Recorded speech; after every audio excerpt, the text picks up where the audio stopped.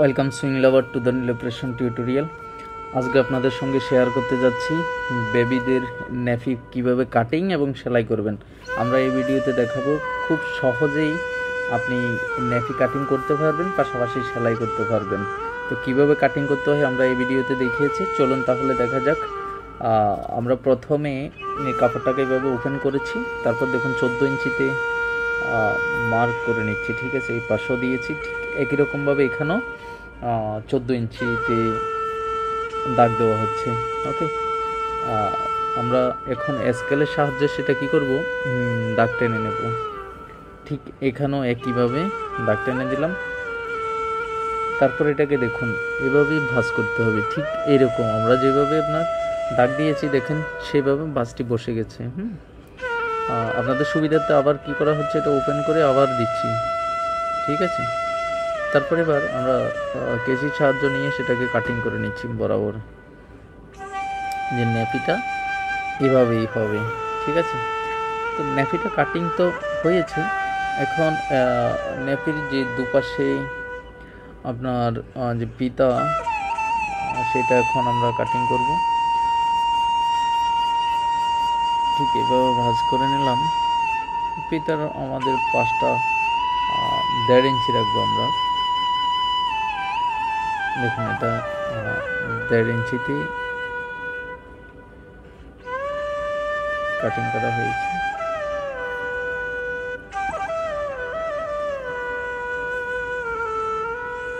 ঠিক আছে, দুটো নিয়েছি।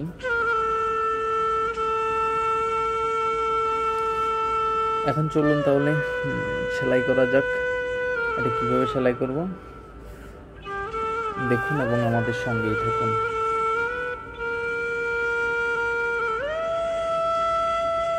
এটা ফিতার জন্য আমরা এক পাট 14 ইঞ্চি করে রেখেছি, পাশে 1.5 ইঞ্চি দিয়েছি। ঠিক আছে, এটাকে এখন আমরা ফোল্ড করে নিচ্ছি,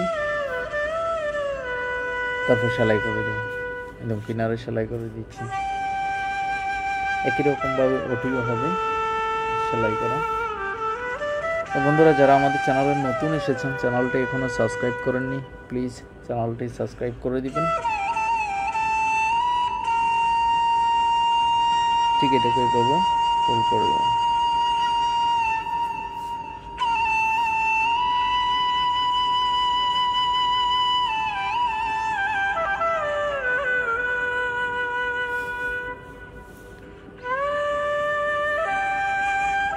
এটা দেখুন, এটার লম্বা নিয়েছি 3, পাশ নিয়েছি 1.5 ইঞ্চ। এটাকে এইভাবে ফোল্ড করে সেলাই করে দেব। এটা হবে লুপ স্টাইল। ঠিক আছে,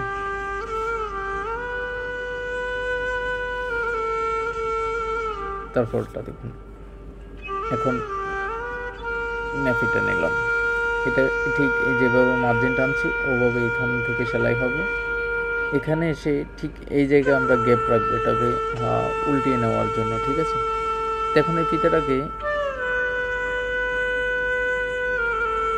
এভাবে ধরে এটাকে ফিতাটা ভিতরে ঢুকিয়ে দিতে হবে। আমরা সমানভাবে ধরে সেলাই করে নিয়ে আসবো। আমরা যে সেলাইয়ের মার্জিন টেনেছি সেই মার্জিন বরাবর। ঠিক আছে, যে লুপটি আমরা সেলাই করেছি দেখুন, এটাকে এভাবে ভাঁজ করে নিতে হবে। ভাঁজ করে এটা ভিতরের অংশে, ঠিক আছে, ভিতরে ঢুকিয়ে দেবো। ওকে, তারপর এটাকে এতটুকুর মধ্যে সেলাই করব। বাকি দেখুন যে আমাদের ফিতা যেটা আরেকটি আছে সেলাই করা, সেটাকে ওইভাবে ঢুকিয়ে দেবো ভিতরের অংশে। এই জায়গাটা গ্যাপ থাকবে। ওকে, তারপর এখান থেকে সেলাই করে দিয়েছি। তারপর এটাকে এইভাবে উল্টিয়ে নেব। এটাকে সম্পূর্ণ টান দিলে ফিতা থেকে বেরিয়ে চলে আসবে, যেহেতু ফিতা আছে দেখতে পাচ্ছেন। এটা উল্টানো হয়ে গিয়েছে। এখন দেখুন খুব সুন্দরভাবে এটা উল্টানো হয়েছে। এখন এটার কাজ হচ্ছে আমরা কিনার দিয়ে সেলাই করে দেব, তারপরে হয়ে যাবে আমাদের ন্যাপি। একদম কিনারে কিনারে সেলাই করে দিচ্ছি দেখুন। ওকে,